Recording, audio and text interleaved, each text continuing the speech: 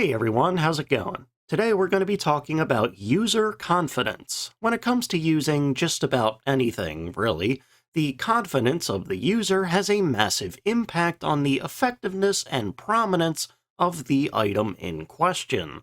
In a very simple sense, this can be seen in the popularity of certain brands over others. For example, people are likely to be much more confident in a product that was produced by Coca-Cola than one produced by whoever makes RC Cola.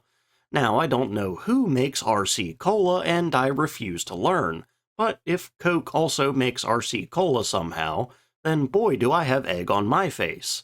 But because of the confidence and brand recognition, the former will often sell more than the latter just based on that.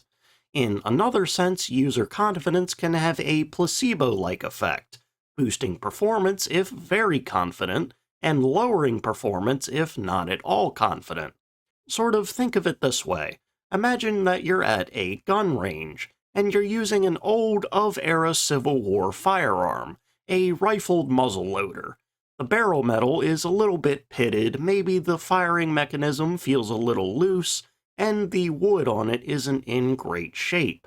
If you put that stock up to your shoulder, fearing that as soon as you pull the trigger it's gonna explode or something, then your shot is probably gonna be pretty inaccurate. You've got a lot bigger things to worry about.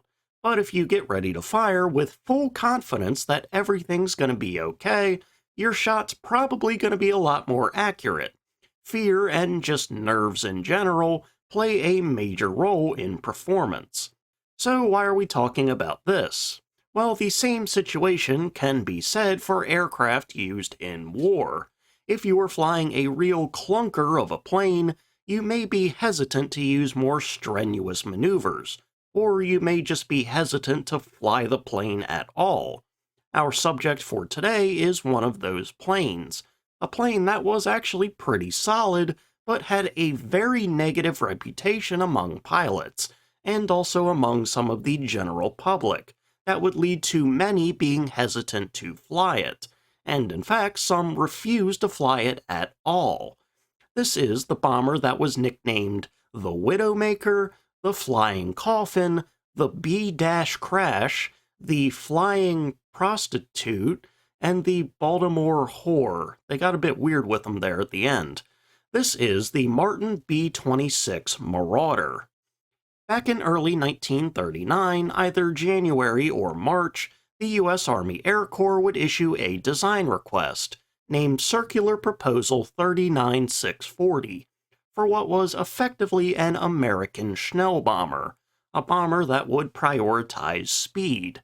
According to the request, the design was to be a twin-engine medium bomber, with a top speed above 300 miles an hour, preferably in the range of 350 miles an hour.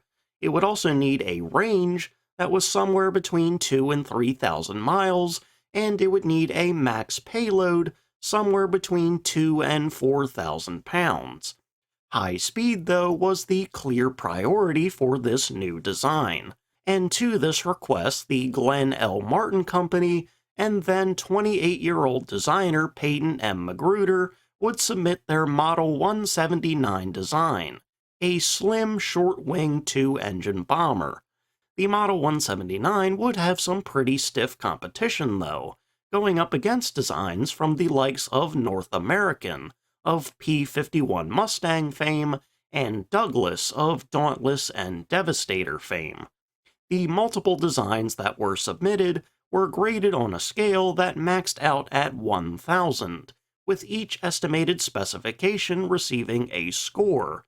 The winner of this competition by a large margin was the Model 179, with a total of 813.6 points, and that was well above North American's second-place finish that had 673.4 points. Martin was the clear winner of this competition, and the U.S. Army Air Corps seemed to be quite high on their design. But oddly, after the design competition, a set of production contracts would be issued to both Martin and North American for almost an even number of planes from each. 201 planes from Martin for their Model 179 that was now dubbed the B-26, and 184 planes from North American for their NA-62 that was now dubbed the B-25. So why? Why was production divided like this, despite the B-26 being the clear winner? Well, quite simply, Martin's production capacity was full, with the Martin Maryland and PBM Mariner slated for production in 1939 and beyond. As none of the proposed designs would have a prototype yet by the time they would have a functioning prototype and it flew and it was accepted, the other designs Martin had would be well into production, taking up production line space. So despite the B-26 being viewed as clearly superior, the second-place plane would have an effective equal opportunity. With an initial production contract in hand, Martin would begin construction of their first prototype, initially measuring in at 17.06 meters long, 19.81 meters wide, and 6.06 meters tall. The B-26 was remarkably slim and narrow for a bomber that weighed over 20,000 pounds empty. Clear attention had been paid to aerodynamics and increasing top speed, which explained the shorter wingspan and sort of cylindrical, sleek fuselage. Powering the B-26 from two mid-wing nacelles were two Pratt & Whitney R2800 radial engines, with roughly 1,800 horsepower apiece. Sitting inside the fuselage would be 5 crew members. The pilot and co-pilot sat up front, behind them sat a radio operator and navigator, and below them in the nose sat the bombardier. The bombardier would have access to a 30 cal machine gun right there in the nose, and the other non-pilot crew members would have access to a twin 50 cal dorsal turret and a 30 cal tail turret.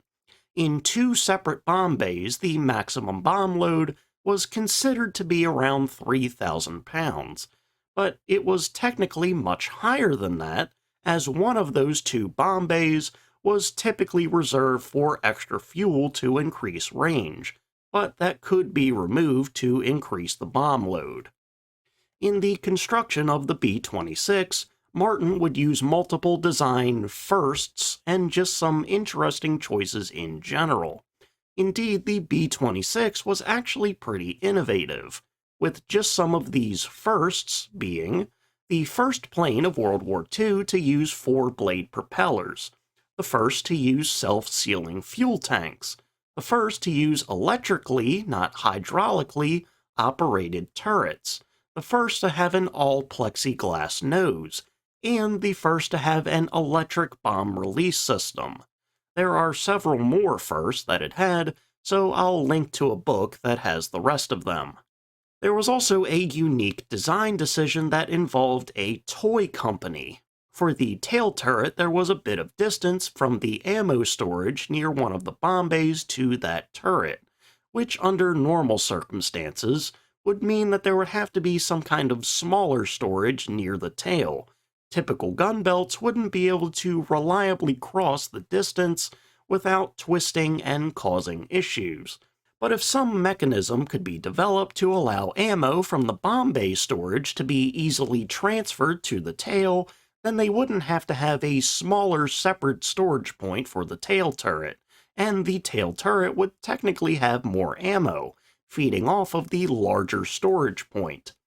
For this purpose, Martin would enlist toy train company Lionel to design what were basically military versions of toy train tracks, and the ammo would sort of ride those tracks back to the tail turret. So yeah, if you're a train guy and you've got some Lionel trains, that very same company made an ammo feeding mechanism for a World War II bomber. With a lot of these firsts and interesting design decisions, the production of the first model would take a little longer than anticipated. But by November 25, 1940, the first prototype was ready to fly, and would take to the air. Truth be told, though, it wasn't technically a prototype, but rather it was actually the first production model. As the production contract was issued before any prototype was made, they technically skipped that step and went straight from design to production. Still, there was a few-month gap between the first and second model, so the first one was the effective prototype for testing. In its initial flight testing, the performance of the B-26 was pretty impressive, as it would manage a top speed of 315 miles an hour at 15,000 feet. This was within the 300 to 350 mile an hour speed that was originally specified, but it was also below an anticipated speed of around 323. Still, though, this speed was viewed as a major success, even though it was also achieved with no bomb load. When it was loaded with a 3,000-pound bomb load, that top speed would drop down to just 265 miles an hour, a significant dip that the Air Corps probably didn't have in mind when it made the original specs. Still again, though, the other unloaded top speed was the more focused on number, and the initial tests were viewed as successful. The B-26 would then be transferred over to the Army for testing and acceptance trials, and deliveries of production models would begin to ramp up early in 1941. As more and more B-26s were being delivered for acceptance trials and testing and training flights with their units, some faults began to rear their heads. To be entirely fair to the B-26, though, the issues that were found were slightly less because of the design of the B-26 and slightly more due to situations surrounding it. Some production and personnel issues led to some design issues. One of these issues would be nose wheel failures. In early 1941, roughly around when deliveries began to ramp up, the available B-26s were grounded, after, upon landing, the nose wheel would fail and thus cause crash landings. The initial assumption was that, after several additions made from design to production, that would balloon the gross weight from 27,000 pounds up to about 32,000 pounds, the original nose wheel supports were just too weak, and so they would have to be reinforced. However, even after doing this didn't seem to solve the problem, and there was still an issue of the nose wheel just taking too much weight. The actual problem was that on several of the first production models, they were tested and delivered without their defensive weaponry, so no nose gun, no dorsal turret, and no tail turret. So, to simulate the weight in the meantime for testing, some simple ballasts were added. Then, when the planes were sent over to the Army, they found these ballasts in the plane and seemingly thought that they were pointless and removed them. As the rear turrets would weigh more than the front turret, this would offset the weight more towards the front of the plane at the nose, as the tail was lighter now. This would cause excessive weight to rest solely on the nose wheel, thus causing its failure. When the guns were added later on, the problem effectively vanished. A second problem, though, was much more lasting, and it would haunt the plane for the rest of its career, giving it its derogatory nicknames and poor reputation among many pilots. This problem also largely involved taking off and landing, but it had to do with the actual process itself, not some specific part failure. When the initial testing was done, the overall performance was viewed as satisfactory, and note that the test pilot was a very experienced pilot, somebody that wouldn't have many issues testing a plane. However, when the B-26 started going into the hands of more inexperienced pilots, and there would be a lot of them in the ramp-up to U.S. involvement in World War II, control problems started to emerge. The problem would largely center around the wings, and the fact that they were shorter than you would typically expect, in order to boost the top speed. This led to very high wing loading for the time, wing loading being the ratio of wing area to aircraft weight.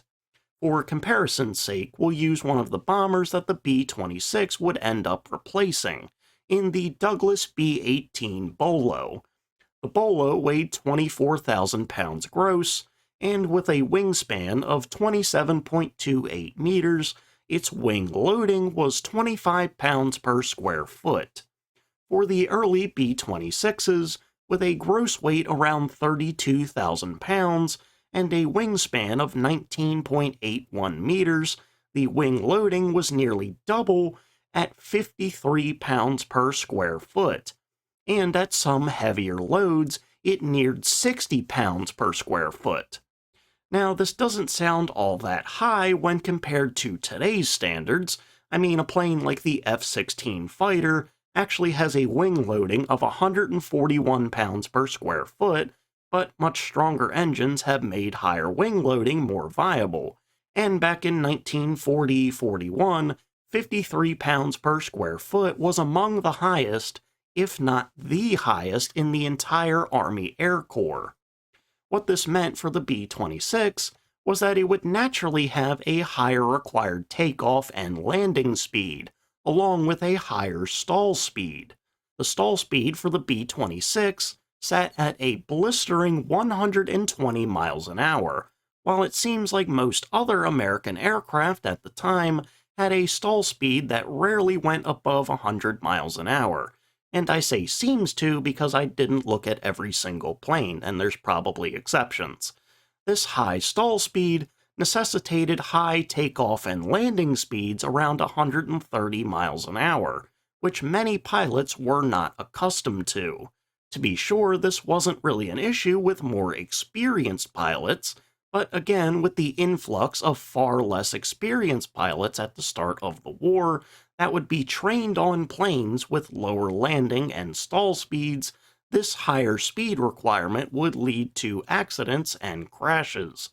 I imagine that they would go in for a landing, and as per their normal training, they would likely lower their speed to around 100 miles an hour, which would then throw the plane into a stall. These issues led to the B-26 having a very poor reputation among the newer and inexperienced pilots, which led to the nicknames mentioned earlier, along with a little moniker like "One a Day in Tampa Bay," as the B-26s were based in Tampa Bay, and allegedly accidents were so frequent that there was one accident per day. This isn't necessarily true, but it is the rumor that spread. The rumors ended up getting so bad that civilian pilots that were tasked with flying the B-26 just to various domestic destinations would outright refuse to fly it, often at the cost of their jobs. The confidence that pilots had in the B-26 was incredibly low, and something had to be done. In the immediate sense, under the threat of potential project cancellation from the Truman Committee, famed pilot Jimmy Doolittle of Doolittle Raid fame was tasked with investigating and assessing the B-26 to see if it was as bad as these pilots and the Truman Committee believed. In his personal flight tests of the B-26, Doolittle didn't really find anything inherently wrong with it. It wasn't an easy plane to fly, to be sure, and he did acknowledge that, but a pilot with some experience should have no problems. Instead, the problems largely centered around poor training, both in the training of pilots and the maintenance crew. As already mentioned, the pilots were green, to be sure, but they were being trained to fly the B-26. So certainly that training should help reduce problems. The problem there, though, was that the men assigned to train these green pilots themselves had no experience with the B-26. It's like an elementary schooler tries to teach another one how to do calculus. It just doesn't work. The solution here, of course, was to just have more experienced trainers. Next up on the problems docket was an issue of engine failures, It was found that engine failures on the B-26 were bizarrely common, which factored into the very poor reputation of the plane. What Doolittle ended up finding was that the mechanics for the B-26 were also very green and thus weren't the greatest at their jobs. This, along with them using a different grade fuel that ended up damaging the engines, this led to excessive engine failures. The fix for this was the Glenn L. Martin Company ended up participating far more in the training of Army mechanics, sending instructors to bases, and even establishing their own mechanic school. Third and final of the Doolittle problem docket was the issue of single-engine flight.